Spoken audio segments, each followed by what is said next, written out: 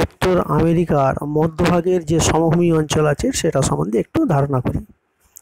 পশ্চিমের পার্বত্যাঞ্চল অর্থাৎ যে কটিলের অঞ্চলটা রয়েছে ও পূর্ব দিকে যে উচ্চভূমি রয়েছে সেই উচ্চভূমির মাঝখানে আর উত্তরে সুমেরু থেকে দক্ষিণে একদম মেক্সিকো উপসাগর পর্যন্ত বিশাল অঞ্চল জুড়ে এই মধ্যভাগের নদীবিধৌত সমভূমিটি অবস্থান করছে। এই সমভূমিটি খুব বড় বা বৃহৎ, তাই একে গ্রেট প্লেন নামেও অভিহিত করা হয়ে থাকে বা বৃহৎ সমভূমিও বলা হয়ে থাকে।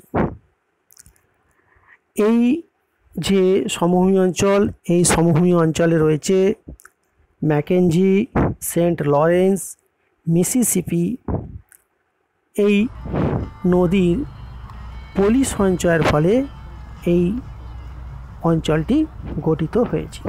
তবে অঞ্চলটি যে পুরোপুরি সমতল তা নয়, এর মাঝে মধ্যে কোথাও টিলা, নোল, পাহাড়, নিম্নভূমি রয়েছে, অর্থাৎ ঢেউ খেলানো।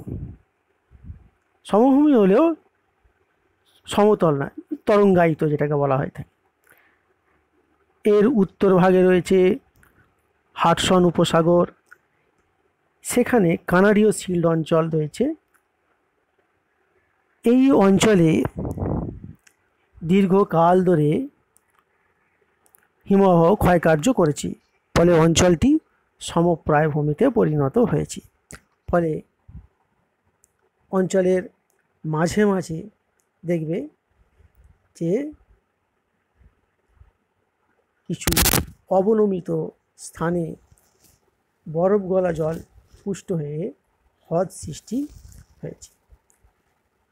এই যে সমপ্রায় ভূমি, এই সমপ্রায় ভূমি তাহলে কিন্তু অ্যাকচুয়ালি হ্রদের যে হ্রদগুলো যে সৃষ্টি হয়েছে সেগুলো কিন্তু হিমবাহের ক্ষয়কার্যের ফলে গঠিত হয়েছে। এই হ্রদগুলির মধ্যে খুব উল্লেখযোগ্য হলো, যেমন হচ্ছে গ্রেট স্লেভ, আথাবাস্কা, তারপর হচ্ছে উইনিপেগ, গ্রেট বিয়ার। এইগুলো দেখো, লক্ষ্য করো, এই গ্রেট বিয়ার, গ্রেট স্লেভ, আথাবাস্কা এই তিনটে হ্রদের মধ্য দিয়ে কিন্তু ম্যাকেঞ্জি নদী প্রবাহিত হয়েছে। তাহলে কি দেখা যাচ্ছে যে উত্তর আমেরিকার উত্তরাংশ প্রাচীনকালে হিমবাহের যে ঘর্ষণ বা চলাচল যেটাকে আমরা বলি, তার ফলে হিমবাহের ভূপৃষ্ঠে ঘর্ষণ করার ফলে এই হ্রদগুলো কিন্তু সৃষ্টি হয়েছে। এখন এই অঞ্চলকে চারটে ভাগে ভাগ করতে পারি আমরা, মোটামুটিভাবে আমরা দেখি চারটে ভাগে ভাগ করতে পারি। সেন্ট লরেন্স নদী, অববাহিকা সমভূমি, হ্রদ অঞ্চলের সমভূমি, পেইরি সমভূমি আর মিসিসিপি মিসৌরির সমভূমি। প্রথমে এসে আমরা দেখি সেন্ট লরেন্স নদী। মানে পূর্বের যে উচ্চভূমি অঞ্চল, ওই কানাডীয় শিল্ড অঞ্চলের মধ্যবর্তী এই হচ্ছে অঞ্চলটা অবস্থিত। তাহলে আমরা দেখতে পাচ্ছি কি, যা এই সেন্ট লরেন্স নদী, তাহলে তার নদীবিধৌত যে ক্ষয়জাত পদার্থ সেইটার দ্বারা এই সমভূমিটা গঠন করেছে। এরপর দেখো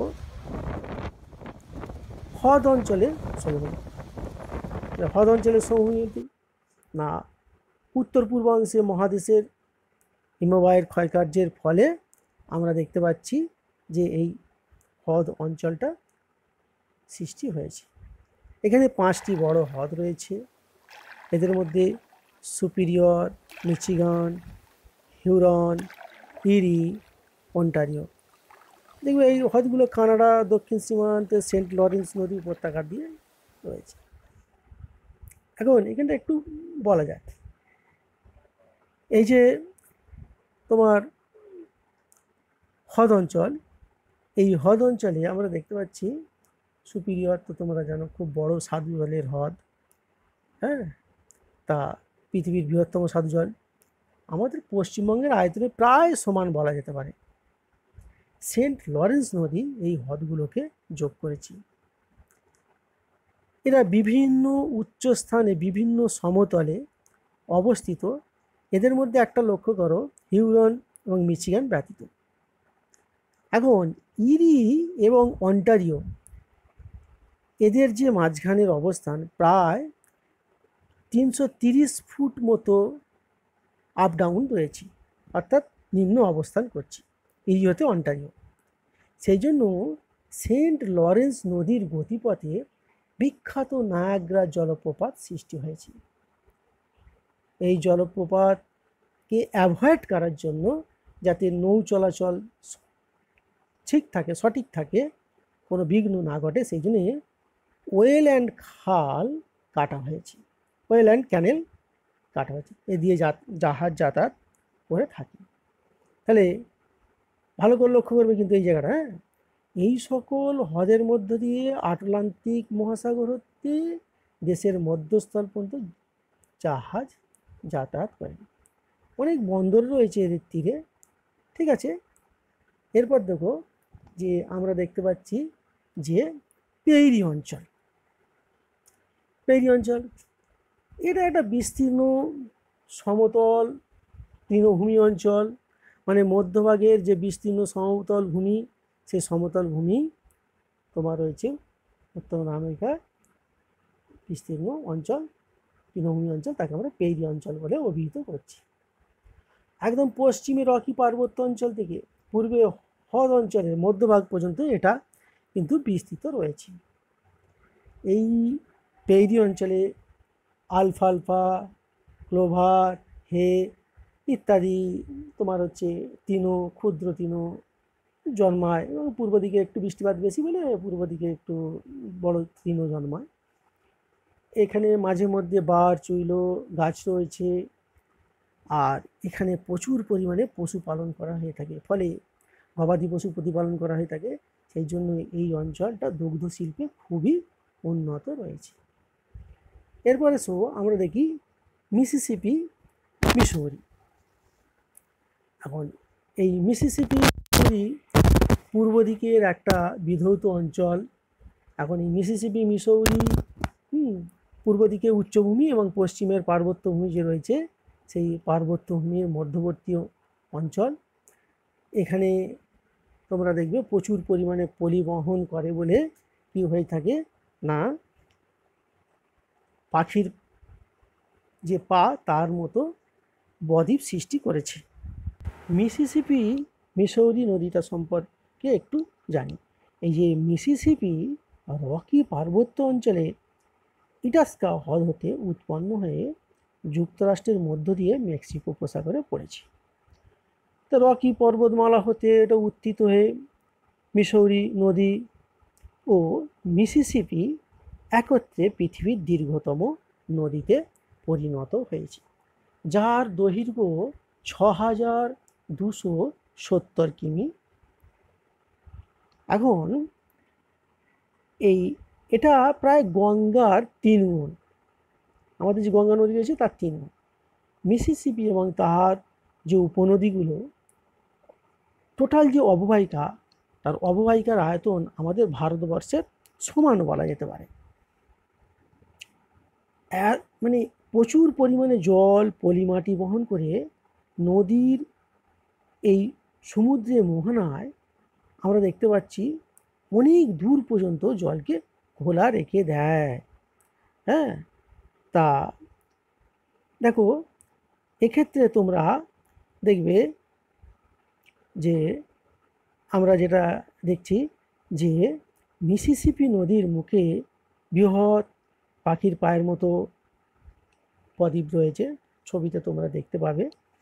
তা প্রায় 1600 কিলোমিটার পর্যন্ত নাব্য।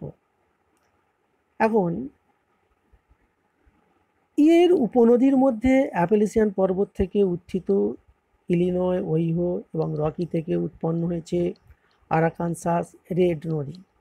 এই প্রত্যেকটা উপনদীও কিন্তু খুব বড় বড়, এটা কিন্তু জানবে। প্রত্যেকটা নদীও কিন্তু খুব বড় বড়। তাহলে এই সমস্ত নদী এবং শাখা নদী নিয়ে প্রায় 5,200 মিটারের কাছা 200 কিলোমিটারের কাছাকাছি প্রায় নাব্য অবস্থায় এই অঞ্চলটা রয়েছে। তাহলে আমরা কি কি দেখতে পাচ্ছি না, আমরা টোটাল যেটা দেখতে পাচ্ছি তার জিনিসটা কি হলো না, এই যে আমাদের যে মধ্যভাগের যে বৃহৎ সমভূমি, এই সমভূমির মধ্যে আমরা যেটা পাচ্ছি সেটা হলো কি না, পশ্চিমের পার্বত্য অঞ্চল, পূর্বের ভাগের উচ্চভূমি, উত্তরে সুমেরু থেকে দক্ষিণে মেক্সিকো উপসাগর, এই অঞ্চলটা জুড়ে এই বৃহৎ সমভূমিটা অবস্থান করছে। সমভূমিটা গঠিত হয়েছে মূলত ম্যাকেঞ্জি সেন্ট লরেন্স মিসিসিপি নদীর পলি দ্বারা। আর কি আছে না, উত্তর দিকে হাডসন উপসাগরের দিকে প্রাচীনকালে যে হিমবাহ সেগুলো ক্ষয়কার্য করে স্যান্ড পেপারের মতো বিভিন্ন ধরনের হ্রদ সৃষ্টি করে, তাতে জল জমে বড় বড় হ্রদের সৃষ্টি হয়েছে।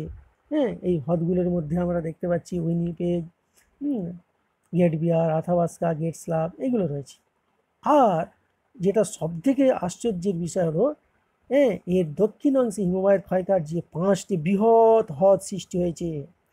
সুপিরিয়র, পৃথিবীর বৃহত্তম মিষ্টি জলের হ্রদ, মিশিগান, হুরন, ইরি, অন্টারিও। তাহলে আমরা যেটা লক্ষ্য করছি সেটা কি হচ্ছে না, এই যে অঞ্চলটা রয়েছে এই অঞ্চলের, দেখো ভালো করে লক্ষ্য করো, ইরি থেকে অন্টারিওর অবস্থান আপ ডাউন রয়েছে 100 মিটার।